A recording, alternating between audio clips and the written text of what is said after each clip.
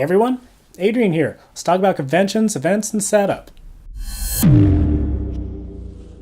Convention time is coming around, at least for me.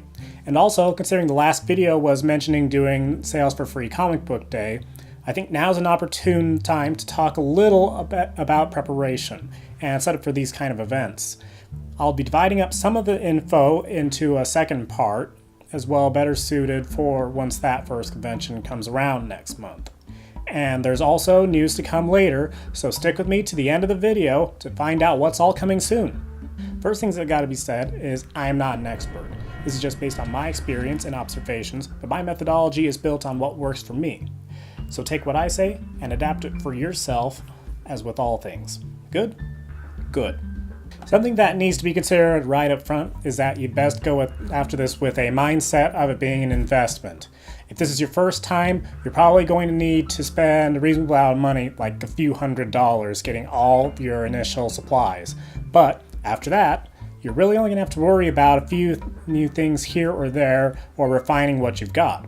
And it's relatively speaking going to be cheaper going forward and less time spent worrying. One of the first pieces of equipment you should consider is a table of your own. As I understand, the grand majority of major conventions will supply you with a table since they've got to keep everything organized in a certain way throughout their building.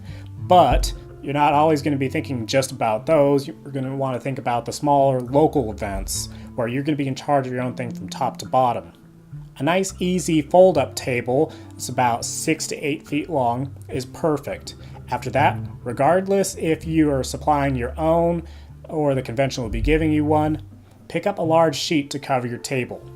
I prefer a dark color or black as something that will generally contrast against your wares.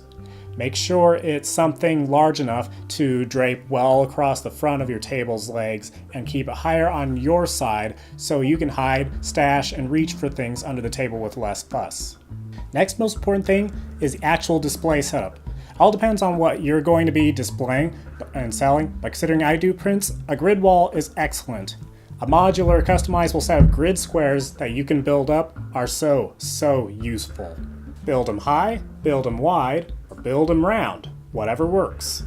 I like to build a display usually about 4 squares high, 3 wide, with an opening in the middle so you can reach through and in general access your table reasonably and kind of obviously, and one forward on either side. Something to keep in mind if you're outdoors, wind might be your enemy, so see if you can build as well towards the back of the display as reinforcement. The basis behind this is 1, verticality is your absolute best friend for a bunch of reasons. 1, you're appealing to make it easier to people just to mostly look straight forward to see your things, especially something like a banner to identify yourself with. If you're in a major convention with large crowds, having these up enable people to locate you all over moving heads and being located as well. Kind of the prerequisite to everything. This is also the point at which you emphasize hierarchy of display elements. Put your most valuable prints or things you feel show off the greatest at the top where people are going to be looking out of habit. Then work your way down to the bottom. Then the sides serve as one kind of enclosure that feels more booth-like you're in a zone. And both of those sides are going to be facing in the general directions of your neighbors, meaning it's really easy for someone nearby to just look left or right and see your stuff staring them down and catch their attention. At the very bottom, I use as a place to set things like a portfolio for people to see your general body of work and business cards. Basically, those corners you create at the bottom are great for the small auxiliary things. For smaller types of items in general, like more collectible types of things, consider a small box or a basket for something like cards, or even use a tackle box or similar build for things like pins and badges. In a way, always have something for your wares to sit on or in that's not the table itself. Try and make that surface a welcoming open space for yourself. Practice building your display in advance. You'll always find a different way to display your wares as you come up with new content. So figure it out ahead so you're not panicking come time and you're starting the event on your best foot. Setup, take a picture of your setup so you can reference it on day 0. Because you should be arriving and setting up like the night before the event like most people, or if it's a super small one, at least take an hour ahead of time to get ready. Next up is, well, your wares. Now, if you're doing something like stickers, badges, pins, etc., I don't have as great insight on production of those, so you'll need to look around for better information specific to them. However, prints are my focus, so here's my advice on those. Shop around your local print businesses to find deals for great quality, test prints with them, and see what you can get for what cost. Cardstocks are pretty much a given. I personally try not to go too glossy, but anything nice and smooth. My preferences are to try with FedEx Office or Office Depot Max, and not to settle for anything lesser than 65 to 80 pound stocks. If you have the capacity to print matching quality at home, go for it.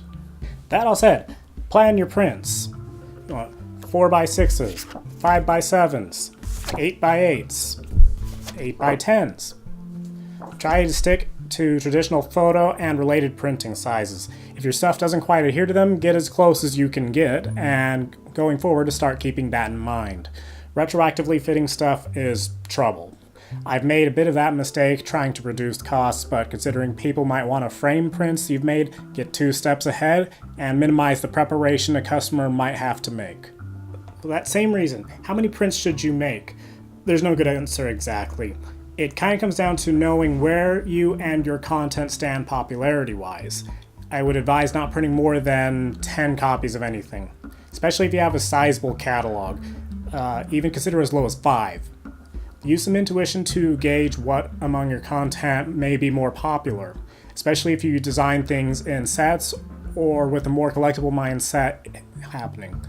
It can be really hard to sell through stuff if you make a metric ton of them unless you absolutely have the prior experience that that product sold like hotcakes. Know that each convention or event is going to bring different kinds of people with different interests. So something popular at one may not go anywhere at a different one. Try not to feed your ego. Make prices easy to see right off the bat. Marketing 101. Make it easy as heck for a potential buyer to just see what they need to know, so you're not spouting prices of 10 different things hundreds of times and just burning your good time. Take the time to instead spend maybe talking about deals that they can get if they want more than one thing. Make really good deals on your content. Buy 2 get 1 free is always good. As I like to tell people, if you see 2 that you want, you can grab something else extra that a friend might like for free. If you've created sets, like a set of 5, maybe give those 5 for the price of 3. Things like that. Maybe associate certain drawings with others and make specials accordingly. Business cards. No excuse. Have business cards. Get a set of 250 to 500 at least. Offer them to anyone that comes by because it's not all about the immediate moment. You're also setting up things for the unknown future. Give them away to buyers for sure. Also buy slip sheets to put your stuff in for the buyer. Give them peace of mind and protection. Also, sign your stuff. 99% of people will appreciate you signing them. There is the 1% that will decline. Other than all that, small supplies. Think of your setup as operating like a miniature office. Bring lots of pens and pencils, markers, erasers, sharpeners, etc., especially if you do traditional art or even traditional commissions during the event. Lots of tape. Never underestimate the usefulness of tape. Paper clips. Really good for putting things together, like combos and deals, as mentioned before. Binder clips are perfect for hanging stuff on your grids without destroying them.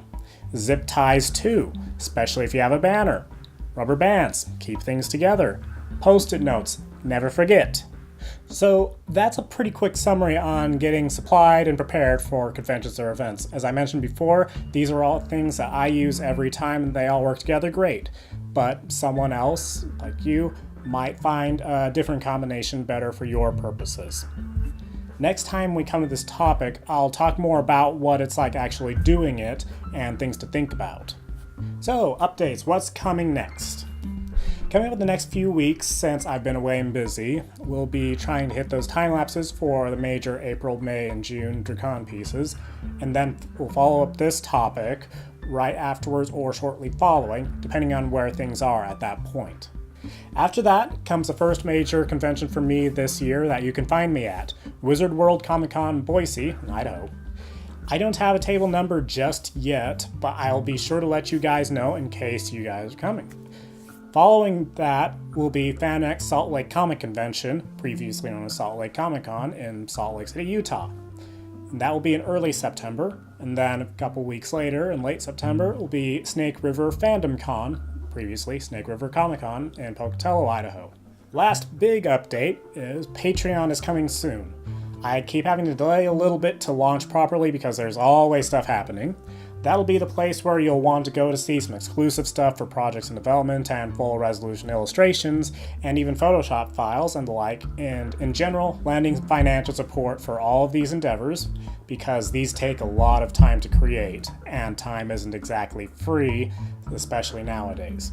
So, look to seeing that starting next Friday. The more patrons that can jump on board gradually, the more time I can give to bring you guys content like this, because otherwise I gotta focus my time hard on freelance work for my income generation and fight for the time to squeeze into these weeks.